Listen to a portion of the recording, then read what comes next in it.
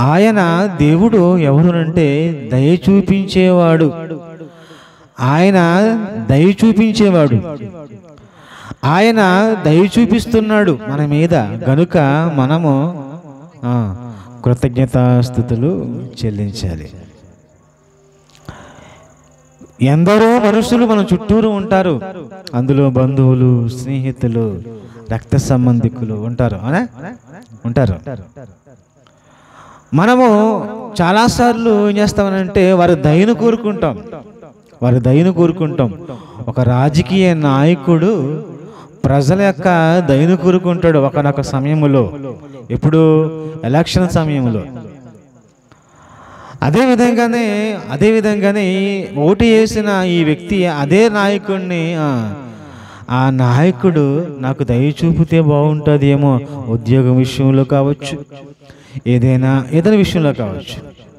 అంటే మనకుంటున్న పరిస్థితిని బట్టి ఆ నాయకుడు, అంటే ఒక ఎమ్మెల్యే కావచ్చు, ఎంపీ కావచ్చు, ఒక మంత్రి కావచ్చు, సీఎం కావచ్చు, ఎవరైనా కావచ్చు, నాయకులు, అధికారులు, వాళ్ళ దయ మన మీద ఉండాలి అని ఏం చేస్తూ ఉంటాం? కోరుకుంటాం.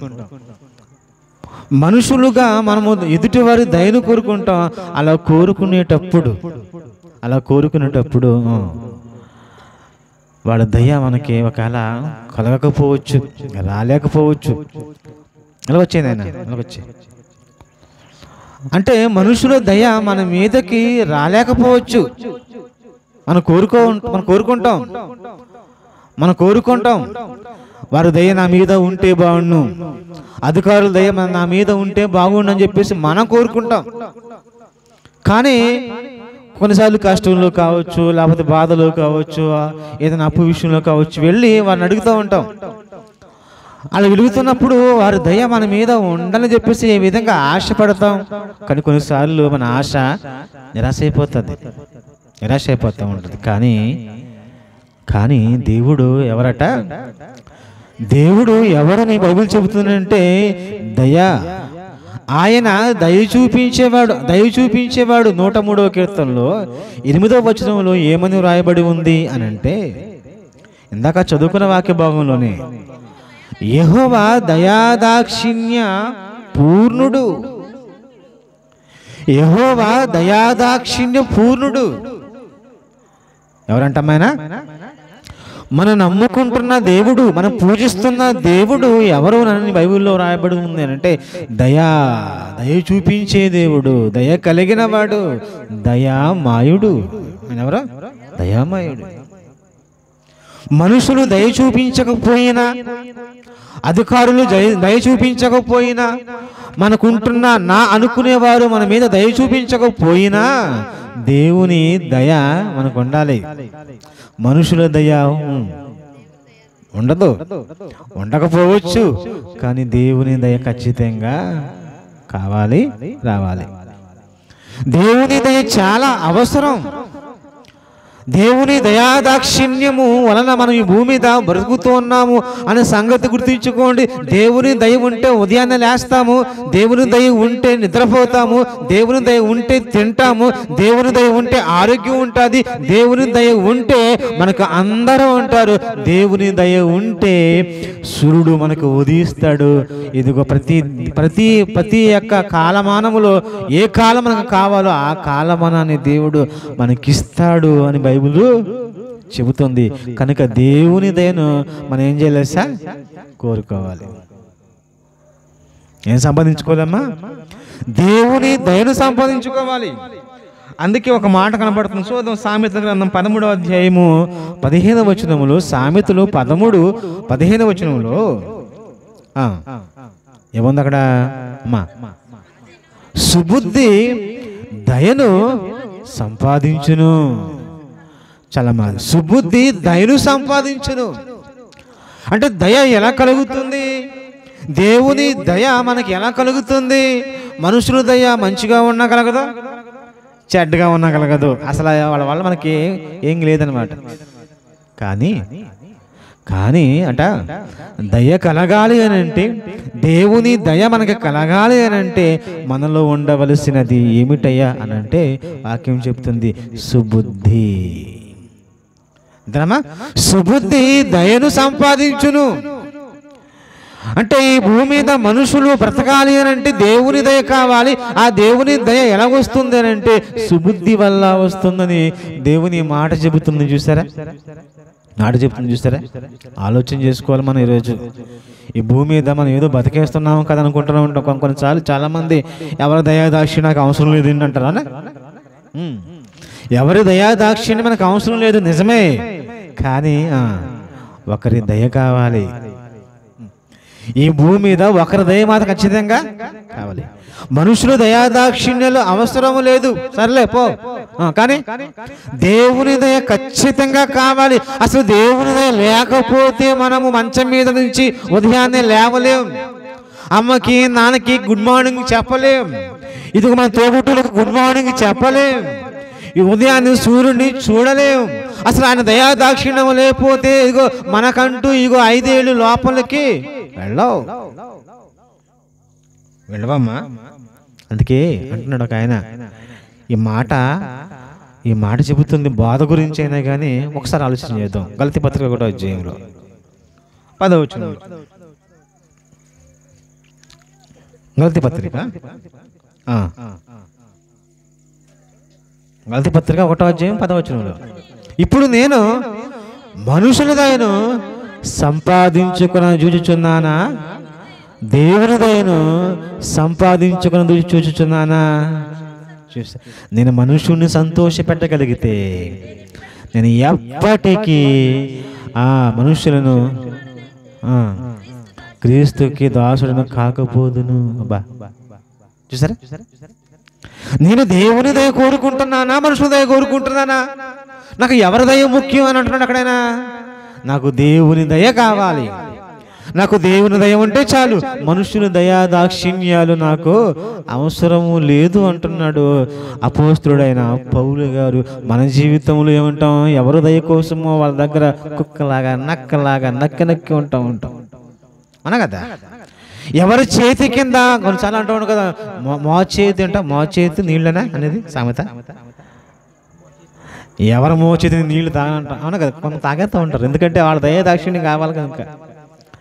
అంటే దయాదాక్షిణ్యం కోసం, దయల కోసం, దాక్షిణ్యం కోసం ఏం చేస్తారంటే వాళ్ళ కింద అణిగి మడిగి జీవిస్తూ ఉంటారు, వాళ్ళ కింద వాళ్ళు ఉండిపోతూ ఉంటారు, వాళ్ళ మోచేతి నీళ్లు తాగుతూ ఉంటారు. ఎందుకంటే దయ కావాలిగా, వాళ్ళు చెప్పింది అలా చేస్తూ ఉంటారు, ఎందుకంటే దయ కావాలిగా. చూస్తారా, బైబిల్ చెప్తుంది ఏమని? చదవ మళ్ళీ మాట, ఇప్పుడు నేను మనుషుల దయను సంపాదించుకుని చూచుచున్నానా, దేవుని దయను సంపాదించుకుని చూచుచున్నానా? బైబిల్లో కూడా ఉంది, ఏమని ఉంది? మనుషుల దయలో కూడా వర్ధిల్లాలి. కానీ ముఖ్యంగా మనకి ఏ దయ కావాలి తెలుసా? దేవుని దయ కావాలి. ఎందుకనంటే అడుగు తీసి అడుగేయాలిగా, అనే కదా. ఊపిరి పీల్చాలిగా, అనే కదా. ఉదయాన్నే లేచి పనికి వెళ్ళాలిగా, ఉద్యోగానికి వెళ్ళాలిగా, కాలేజీకి వెళ్ళాలిగా, చదువులకి వెళ్ళాలిగా, అనే కదా.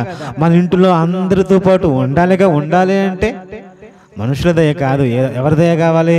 దేవుని దయ. దేవుని దయ. ఎస్తేరు వెళ్ళిందంట ఎక్కడికి? స్వయంవరానికి వెళ్ళింది. చాలామంది వెళ్ళిపోయారు, కానీ ఆ రాజుగారు ఎస్తేర్ని దయ చూపించాడు. కానీ దయ చూపించాడు ఎస్తేరు మీద, కానీ అందాన్ని బట్టి దయ చూపించాడు, అంతే కదా. ఆమె అందాన్ని బట్టి దయ చూపించాడు. కానీ బైబిల్లో కొత్త నిబంధన గ్రంథంలో ఒక ఆవిడ ఉంటుంది, ఆమె కూడా దేవుని దయను పొందుకుంది. ఆమె ఎవరు అని అంటే అబ్బా కదా, యేసుక్రీస్తు వారి తల్లి కన్యమరియ. అప్పుడు యేసుక్రీస్తు వారి తల్లి కాదుగా ఆమె ఎవరో? మరియ, కన్యమరియ. పురుషుని ఎరుగని ఒక ఆవిడ, ఒక ఆమె ఏం చేసిందంట? చదవనమాటమ్మా 1వ అధ్యాయము, ఎక్కడది? 1:28 లోకసువార్త.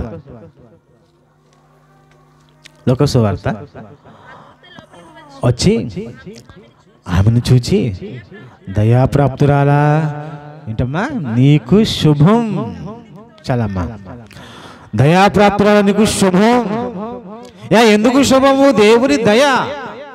నీకు శుభం కలుగుతుంది. ఎందుకు శుభం కలుగుతుంది? దేవుని దయ.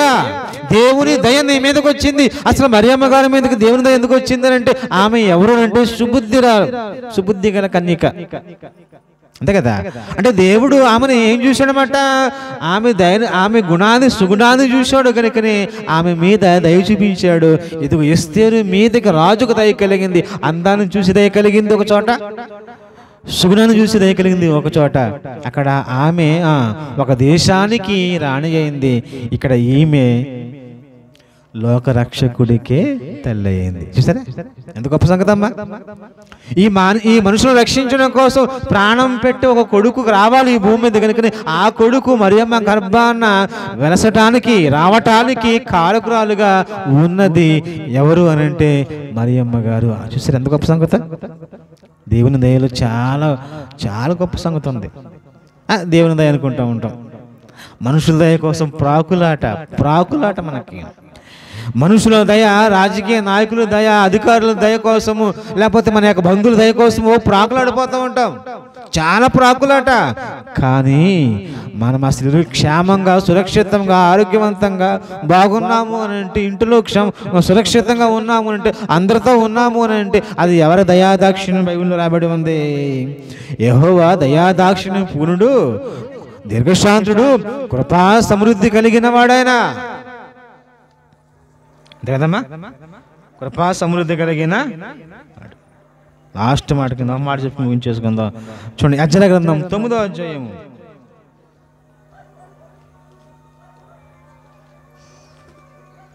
దానికంటే ముందుగా 2వ సమూయేలు గ్రంథంలో 22వ అధ్యాయము 26వ వచనం చూసుకుందాం. 2వ సమూయేలు గ్రంథము 22వ అధ్యాయము 26వ వచనం. దయగలవారి ఎడల ఆయన దయ చూపించును, యథార్థవంతుల ఎడల నువ్వు యథార్థముగా ఉండు. పాట కూడా ఉంది కదా ఆంధ్ర క్రైస్తవ కీర్తనలో, దయగల వారిపై దయ చూపించే వికటము చూపుదు కదా. బైబిల్లో ఏమైనా రాబడి ఉందంటే దయగల వారి ఎడల నువ్వు దయ చూపించుదువు. దయ చూపించాలి. మనం ఈ భూమి మీద మనుషుల మీద దయ చూపించాలి. ఎందుకనంటే మన పరలోకపు తండ్రి కూడా ఎలాంటి వాడు అనమాట, ఆయన దయ చూపించేవాడు. ఒకవేళ నువ్వు దయ చూపిస్తే, మనం దయ చూపిస్తే మన మీద దేవుని దయ ఉంటుంది. అది కనుక ఆలోచన చేసుకోనండి. దేవుని పిల్లలుగా ఎప్పుడు కూడా ఒకటే అనుకోవాలి, ఏమండి నాకు దేవుని దయ ఉందని చాలండి అనుకోవాలి. మనం ఆ దేవుని దయను సంపాదించుకోవడం కోసము దేవుడు ఏం కోరుకుంటున్నాడో అది మనలో చూపించాలి దేవునికి. సుబుద్ధి అంటున్నాడు ఆయన. సుబుద్ధి అనడానికి సుబుద్ధిగా ఉంటే, మంచి బుద్ధిమంతుడుగా ఉంటే, బుద్ధిమంతురాలుగా ఉన్నామనుకోండి, దేవుని దయ మన మీదకి తన్నుకుంటూ వచ్చేస్తుంది అన్నమాట. అంతే కదా. ఆలోచన చేసుకోవాలి. మనము ఈ భూమి మీద ఎలాగ బ్రతుకుతూ ఉన్నాము, ఎలాగో జీవిస్తూ ఉన్నాము, ఇదంతా ఎవరి దయ అంటే దేవుని దయ. కనుక ఆలోచన చేయండి.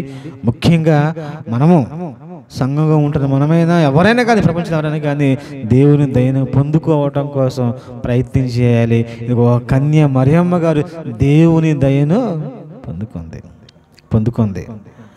ఒక రాజుగారి దయను పొందుకున్నది ఎస్తేరు గారు అయితే ఇదిగో అసలు పరలోకమందున్న దేవుని దయను పొందుకున్న ఒక స్త్రీ మూర్తిగా మరియమ్మ గారు కనబడుతున్నారు. మరియమ్మ గారిలా మనం ఏం చేయాలి? దేవుని దయను పొందుకోవటానికి మనము ప్రయత్నం చేయాలి. అటువంటి గొప్ప భాగ్యము దేవుడు మనకి, మన కుటుంబాలకు, సంఘాలకు, ఈ ప్రార్థన కూడుకు పెట్టుకుంటున్న అక్కకు కలుగును గాక.